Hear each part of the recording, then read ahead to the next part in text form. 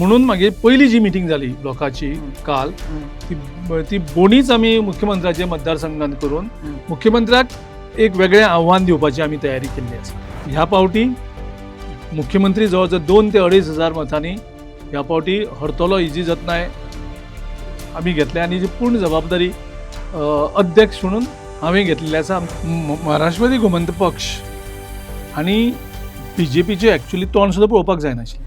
ज्या उठाचेर लाठीचार्ज करपाक आनी तितूंत जे युवक आमचे ते बळी गेले ताका जबाबदार कोण आशिल्लो? दिगंबर कामत. त्या दिगंबर कामतीक काँग्रेस दिगंबर कामत काँग्रेस मुख्यमंत्री तो आशिल्लो.